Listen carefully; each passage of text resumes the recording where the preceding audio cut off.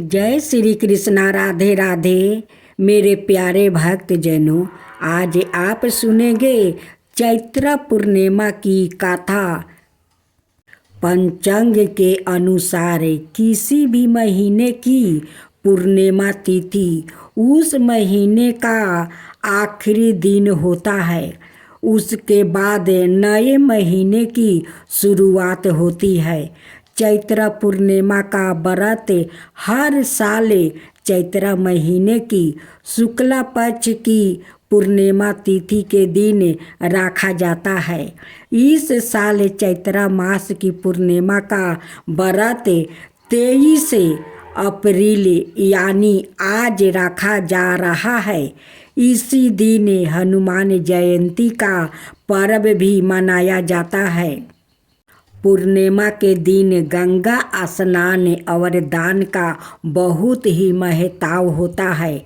इस दिन माता लक्ष्मी और भगवान विष्णु जी की पूरे विधि विधान से पूजा की जाती है। पूर्णिमा की तिथि चंद्र देव की पूजा को भी समर्पित होती है। इस दिन का व्रत रखने से और कथा का पाठ करने से साधक को उत्तम फल की प्राप्ति होती है।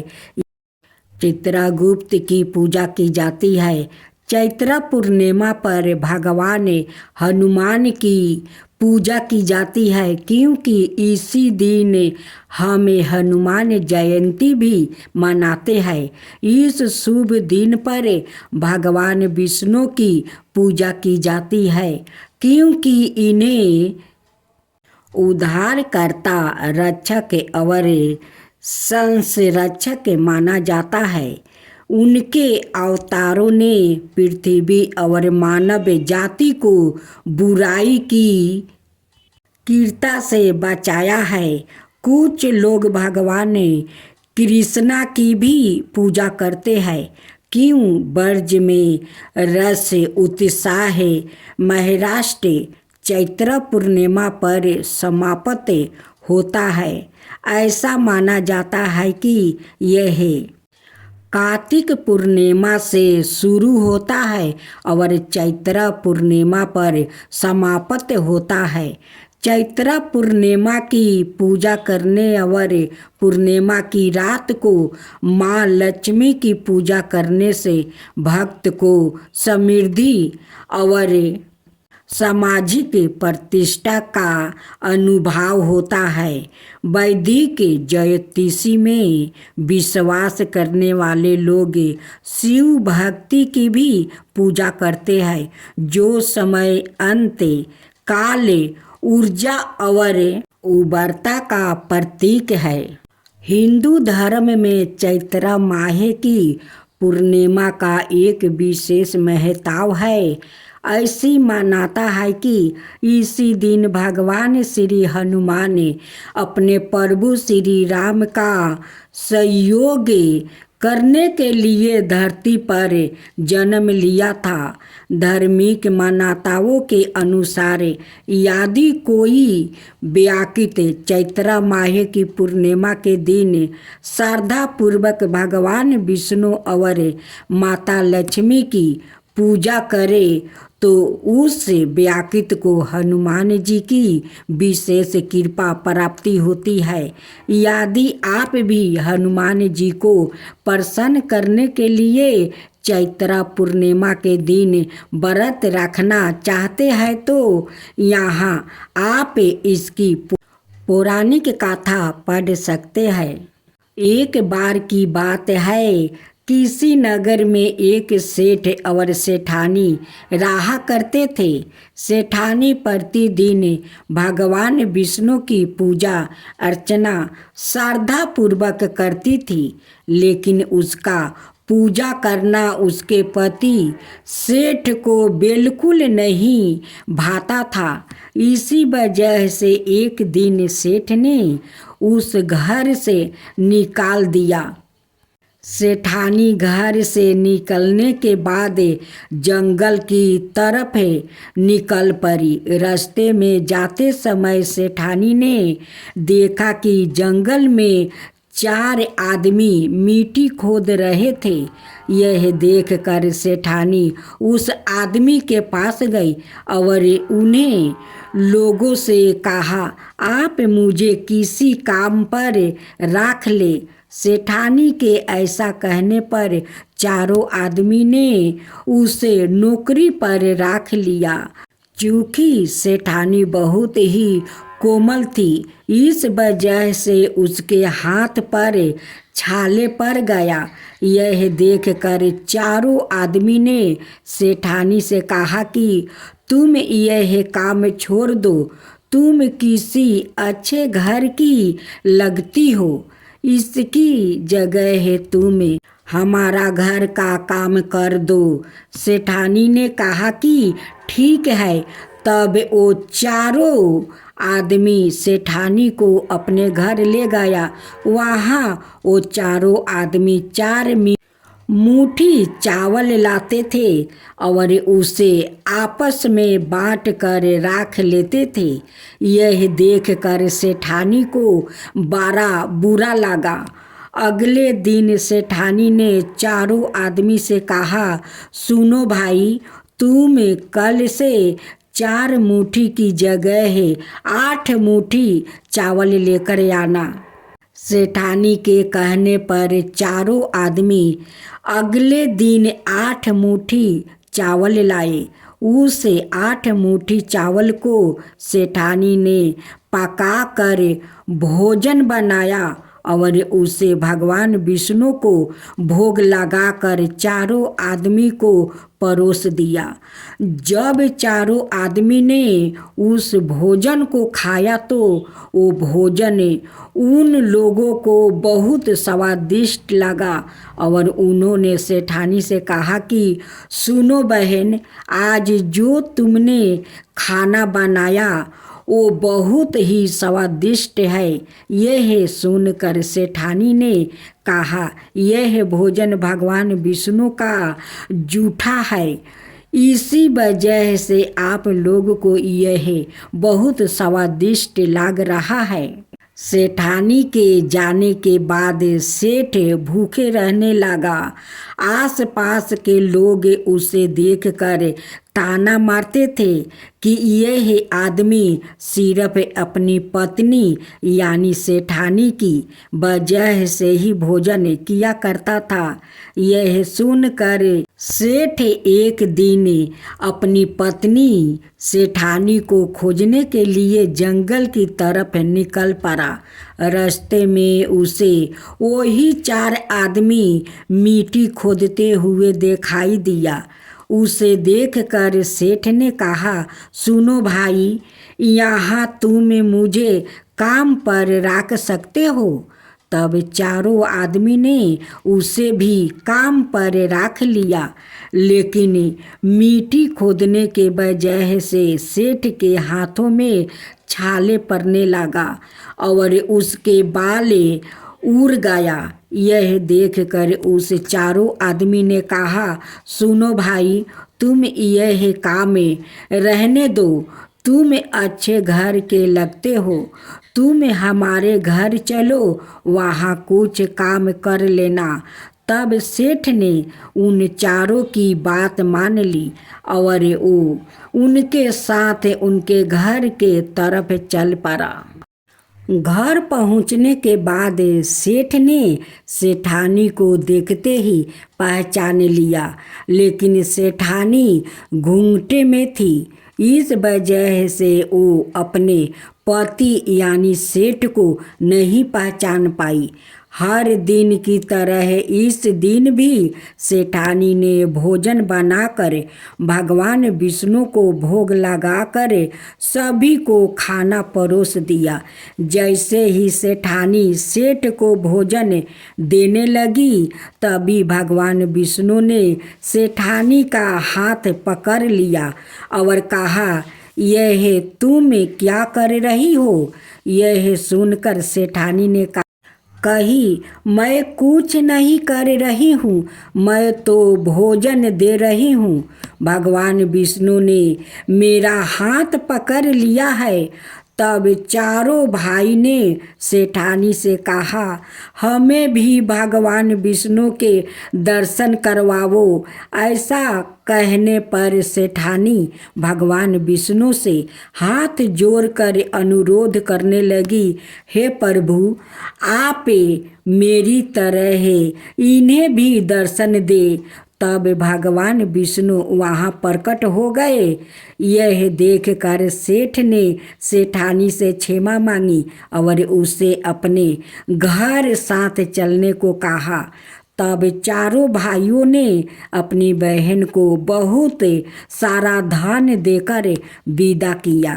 उसी समय से सेठ भी भगवान विष्णु का भक्त बन गया और उनकी पूजा श्रद्धापूर्वक करने लगा। ऐसे करने से उसके घर में फिर से धन की बरसात हो गई। ऐसी मान्यता है कि चैत्र पूर्णिमा के दिन व्रत रखने से हनुमान जी के साथ प्रभु श्री राम और माता सीता की भी विशेष कृपा प्राप्ति होती है। तो अब आप सुने हनुमान जयंती व्रत कथा। हनुमान भक्त के लिए हनुमान जयंती विशेष महत्व है। शास्त्रों के अनुसार हनुमान जी को राम भक्त माना जाता है। हनुमान को बल, बुद्धि, विद्या, शौर्य और निर्भयता का प्रतीक माना जाता है। जब कोई परेशानियां सामने खड़ी हो जाती है तो सबसे पहले पवन सूत को ही याद किया जाता है। इनको कई नामों से भी पुकारते हैं, जैसे चिरंजीवी, बजरंगबली, पवन सूत, महावीर, महाबली, भीम, अंजनी सूत, संकट मोचन और अंजनाए आदि। हनुमान जी ने अपना पूरा जीवन राम भक्त में व्यतीत कर दिया और श्री राम ने उन्हें अजर अमर रहने वाला वरदान भी दिया। राम भक्ति में तल्लीन बजरंगबली जीवन भर ब्रह्मचारी बने रहे। पौराणिक कथा का अनुसार एक बार महान ऋषि अंगिरा भगवान इंद्र के देवलोक पहुँचे। वहाँ पर इंद्र ने पुंजिक स्थला नाम की अप्सरा द्वारा नृत्य प्रदर्शन की व्यवस्था की, लेकिन ऋषि को अप्सरा के नृत्य में कई दिलचस्पी नहीं थी, इसलिए वो गहन ध्यान में चले गए। अंत में जब उनके अप्सरा के नृत्य के बारे में पूछा गया था, उन्होंने ईमानदारी से कहा कि उन्हें नृत्य देखने में कोई दिलचस्पी नहीं है। यह सुनकर पुंजित स्थला ऋषि पर क्रोधित हो गए। बदले में ऋषि अंगिरा ने नर्तकी को श्राप देते हुए कहा कि वो एक बंदरिया के रूप में धरती पर जन्म लेगी। पुंजिक स्थला ने ऋषि से क्षमा याचना की, लेकिन ऋषि ने अपना श्राप वापस नहीं लिया। नर्तकी एक अन्यायी ऋषि के पास गई और ऋषि ने अप्सरा को आशीर्वाद दिया कि सतयुग में भगवान विष्णु का एक अवतार प्रकट होगा। इस तरह पुंजिक स्थला ने सतयुग में वानर राज कुंजर की बेटी अंजना के रूप में जन्म लिया है और उनका विवाह कपिराज केसरी से हुआ था, जो एक वानर राज थे। इसके बाद दोनों के एक पुत्र हुआ, जिसे शक्तिशाली हनुमान कहा गया है। भगवान शिव का 11वां अवतार माने जाने वाले हनुमान जी के जन्म दिवस को हनुमान जयंती के रूप में बड़े धूमधाम के साथ मनाया जाता है। यह पूर्व हिंदुओं का एक प्रमुख पर्व है। यह चैत्र मास की पूर्णिमा को मनाया जाता है। हनुमान जी की माता का नाम अंजना और पिता का नाम केसरी है। बजरंग बली के जन्म की एक रोचक कथा है। ज्योतिषियों की गणना के अनुसार बजरंग बली का जन्म 58,112 वर्ष पूर्व चैत्र पूर्णिमा को मंगलवार के दिन चैत्र नक्षत्र और मेष लगन के योग में सुबह 6 बजे हुआ था। कहा जाता है कि भारत के झारखंड राज्य के गुमला जिले के अंजना नाम के छोटे से पहाड़ी गांव में एक गुफा में हुआ था। जब महावीर का जन्म हुआ तो उनका शरीर ब्रज के समान था। हनुमान जी के जन्म से जोड़ी पौराणिक कथा का अनुसार सतयुग में राजा दशरथ ने संतान प्राप्ति के लिए गुरु वशिष्ठ के मार्गदर्शन में पुत्रा कमेष्टि यज्ञ करवाया, जिसे सिरिंगी ऋषि ने संपन्न किया। जग संपन्न होते ही जग कुंड से अग्निदेव सवाए खीर का पात्रा लेकर प्रकट हुए और तीनों रानियों को बांट दिया। उसी वक्त रानी केकई के हाथों में से एक चील ने खीर छीन ली और मुख में भरकर उड़ गई। चील जब उड़ी तो देवी अंजनी के आश्रम से होकर गुजरी और उस वक्त अंजनी ऊपर देख रही थी। अंजनी के मुख में खीर का आंशिक भाग गिर गया और अन्याय से वो खीर को निगल गई, जिसकी वजह से वो गर्भवती हुई और उन्होंने चैत्र मास की पुण्य तिथि पूर्णिमा को बजरंग बली को जन्म दिया। अजर अमर बजरंग बली भगवान श्री राम के अन्याय भक्त हुए और सदाए ब्रह्मचारी रहे। विष्णु भगवान की जय हो, विष्णु भगवान की जय हो। दैत्यराज काल नेमी की कन्या बिंदा का विवाह जलंधर से हुआ। जलंधर महाराक्षस था, अपनी साता के मध्य में चूर हो गया था। उसने माता लक्ष्मी को पाने की कामना से युद्ध किया, परंतु समुद्र से ही उत्पन्न होने के कारण माता लक्ष्मी ने उसे अपना भाई के रूप में स्वीकार किया। वहां से वो पराजित होकर वो देवी पार्वती को पाने की लालसा से कैलाश पर्वत पर गया। भगवान देव शिव का ही रूप धारण कर माता पार्वती के समीप गया, परंतु माँ ने अपने योग बल से उसे तुरंत पहचान लिया और वहां से अंतर्ध्यान हो गई। देवी पार्वती ने क्रोध होकर सारा वृत्तांत भगवान विष्णु को सुनाई। जलंधर की पत्नी बिंदा अत्यंत पतिव्रता स्त्री थी। उसी के पतिव्रता धर्म की शक्ति से जलंधर ना तो मारा जाता था और ना ही पराजित होता था। इसलिए जलंधर का नाश करने के लिए बिंदा का पतिव्रता धर्म को भंग करना बहुत आवश्यक था। इसी कारण भगवान विष्णु ऋषि का भेष धारण कर वन में जा पहुँचे, जहाँ बिंदा अकेली बर्मन कर रही थी। भगवान के साथ 2 मायावीर राक्षस भी थे, जिन्हें देखकर बिंदा भयभीत हो गई। ऋषि ने बिंदा के सामने पल में दोनों को भस्म कर दिया। उनकी शक्ति देखकर बिंदा ने कैलाश पर्वत पर महादेव के साथ युद्ध कर रही थी अपने पति जलंधर का बारे में पूछा। ऋषि ने अपने माया जाल से 2 बांदर प्रकट किया। एक बांदर के हाथ में जलंधर का सिर था और दूसरे के हाथ में धर था।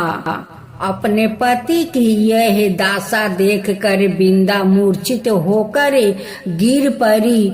होश में आने पर उन्होंने ऋषि रूपी भगवान से विनती की कि वो उसके पति को जीवित करे।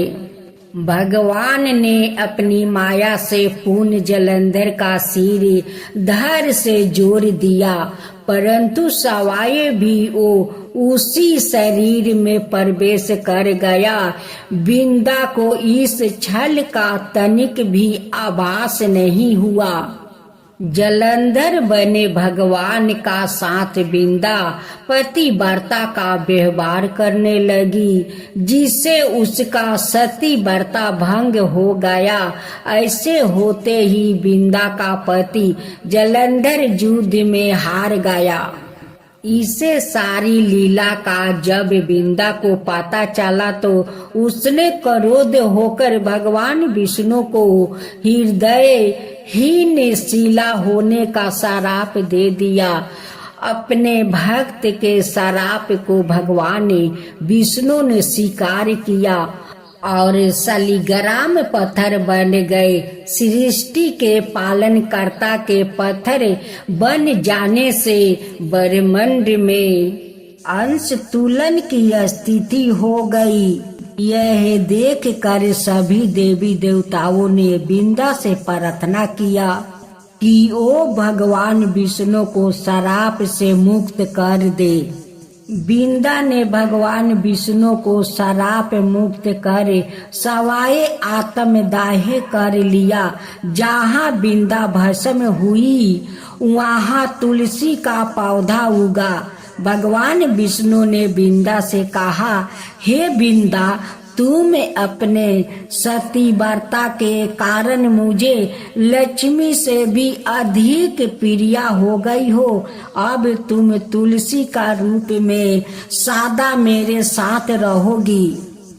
तब से हर साल कार्तिक महीने का देवउठानी एकादशी का दिन तुलसी विवाह के रूप में मनाया जाता है। जो मनुष्य भी मेरे शालिग्राम रूप के साथ तुलसी का विवाह कराएंगे उसे इस लोक और परलोक में विपुल यश प्राप्त होगा। उसी दैत्य जलंधर की यह भूमि जलंधर नाम से विख्यात है। माँ तुलसी की जय हो, माँ तुलसी की जय हो, विष्णु भगवान की जय हो, विष्णु भगवान की जय हो। एक बुढ़िया माई तुलसी जी को सिंचती और कहती कि हे तुलसी माता, सत्य की दाता, मैं तेरे बिलरा सिंचती हूँ। मुझे बहू दे, पीतम्बर की धोती दे, मीठा मीठा घास दे, बैकुंठ में बास दे, चटक की चाल दे, पटक की मौत दे, चंदन की काठ दे, रानी सा राज दे, दाल भात का भोजन दे, 11 की मौत दे, कृष्णा जी का कंधा दे। तब तुलसी माता यह सुन सुन कर सूखने लगी। तो भगवान ने पूछा कि हे तुलसी, तुम क्यों सूख रही हो? तुलसी माता ने कहा कि एक बुढ़िया रोज आती है और यही बात कह जाती है। मैं सब बातें तो पूरा कर दूंगी, लेकिन कृष्णा का कंधा कहाँ से लाऊंगी? तो भगवान बोले, जब वो मरेगी तो मैं अपने आप कंधा दे दूंगा, तू बुढ़िया माई से कह देना। जब बुढ़िया माई मर गई, सब लोग आ गए। जब माई को ले जाने लगे तो वो किसी से ना उठी। तब भगवान एक 12 बरस के बालक का रूप धारण करके आए। बालक ने कहा, मैं कान में एक बात कहूँगा तो बुढ़िया माई उठ जाएगी। बालक ने कान में कहा, बुढ़िया माई, मन की निकाल ले, पीतम्बर की धोती ले, मीठा मीठा गस ले, बैकुंठ का बास ले, चटक की चाल ले, पटक की मौत ले, कृष्णा जी का कंधा ले। यह सुनकर बुढ़िया माई हल्की हो गई।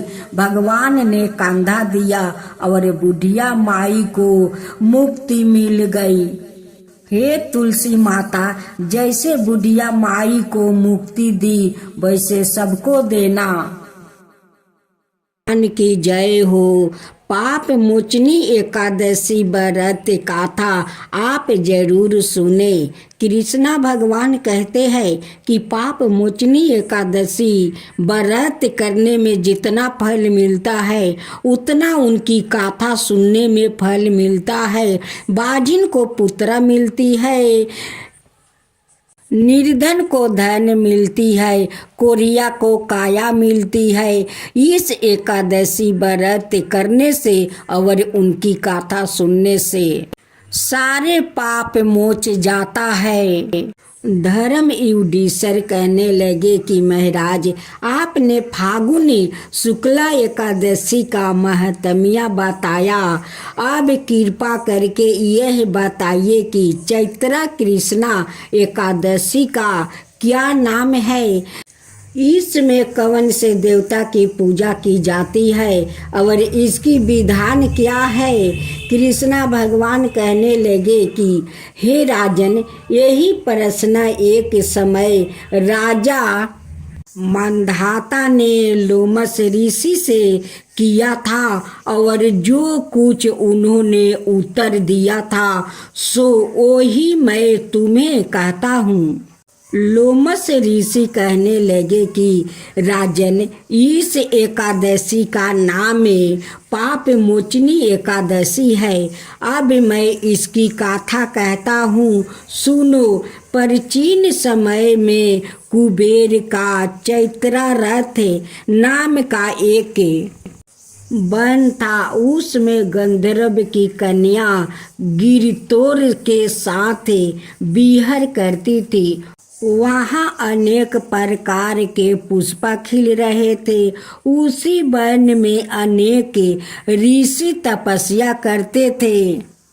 सवाये इंद्रा भी चैत्र और वैशाख मास में देवताओं सहित वहाँ आकर कीड़ा किया करते थे।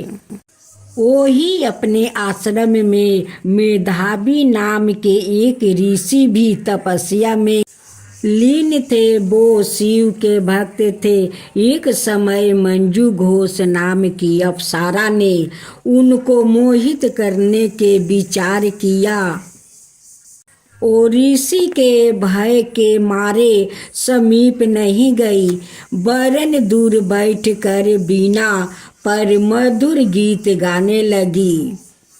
उस समय कामदेव भी मेधावी ऋषि को जीतने की चेष्टा की। उन्होंने उस सुंदर अप्सरा के भू को, धनुष कटाक्ष को, डोरी से नेत्रों को, धनुष की लचक कुंचों को कुरी बनाकर मंजू घोष को सेनापति बनाया। उस समय मेधावी ऋषि भी युवा और हष्ट पुष्ट थे, साथ ही योग पवित्र और दंड धारण किए हुए ब्रह्म तेज से युक्त थे।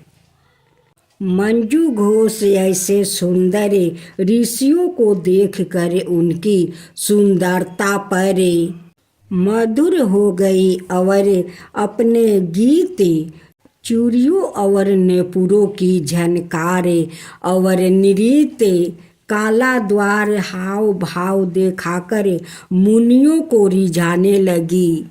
अयार्तप समय तक यह कर्म चलता रहा और अंत में कामदेव ने ऋषि को पराजित कर दिया। फल सावा रूपे ऋषि मंजू घोष के साथ रमन करने लगे और काम के इतने वशीभूति हो गए कि उन्होंने दिन और रात्रि का कुछ भी विचार नहीं रहा।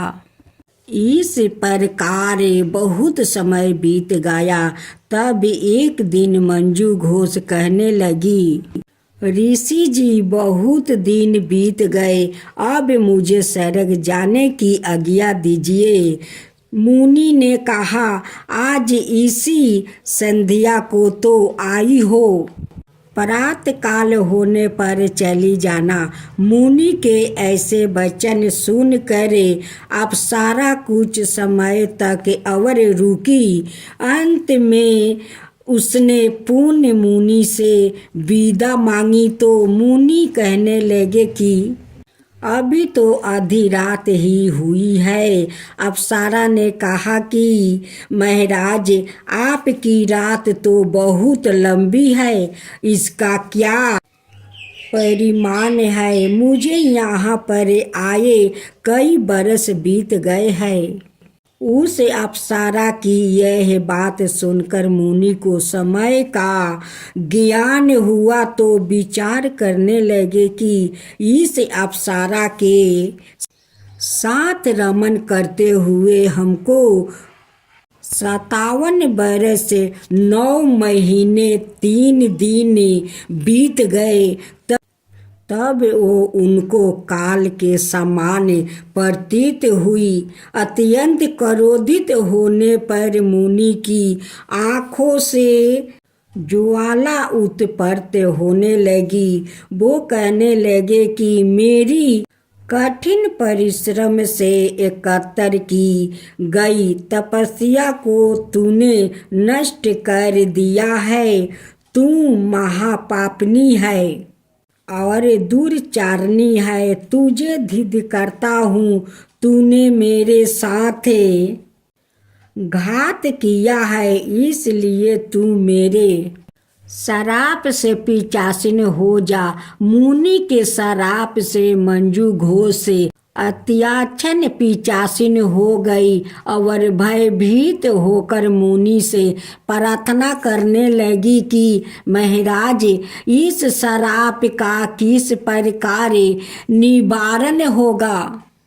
अप्सरा के ऐसे दीन वचन सुनकर मुनि बोले, हे दुष्ट, यद्यपि तूने मेरा बहुत अनष्ट किया है, परंतु फिर से भी मैंने तुझे शराप से छूटने का उपाय बतलाता हूँ। चैत्र मास के कृष्णा पक्ष की एकादशी का नाम पाप मोचनी है और यह सब प्रकार के पापों का नाश करने वाली है। उसका व्रत करने से पिशाच योनि से मुक्त हो जाएगी।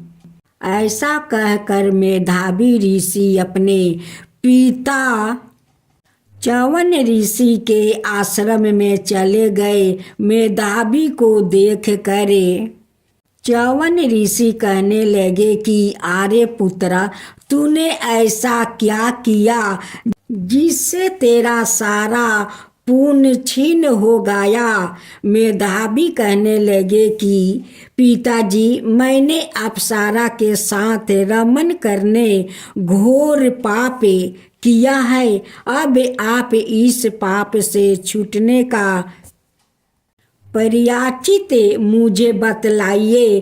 तब च्यवन ऋषि बोले, हे पुत्रा, चैत्र मास के कृष्णा पक्ष की पाप मोचनी एकादशी का व्रत करने से सब पापों का नाश हो जाता है। इसलिए तुम इस व्रत को करो। पिता की आज्ञा पाकर मेधावी ऋषि ने भी इस व्रत को किया, जिससे उनके सब पाप नष्ट हो गया और वो पवित्रा हो गई। उधर मंजू घोष भी व्रत के प्रभाव से 50 योनि से छूट कर दिव्या देह धारण करके स्वर्ग को चली गई। लोमस ऋषि कहने लगे कि हे राजन, पाप मोचनी एकादशी के व्रत को करने से सब पाप नष्ट हो जाता है। इस गाथा को पढ़ने या सुनने से हजारों गौदान का फल प्राप्त होता है और व्रत से ब्रह्म हत्या, गर्भपात, बाल हत्या, सुरापान, स्त्री से परसंग आदि सब पाप नष्ट हो जाते हैं। भक्तों जन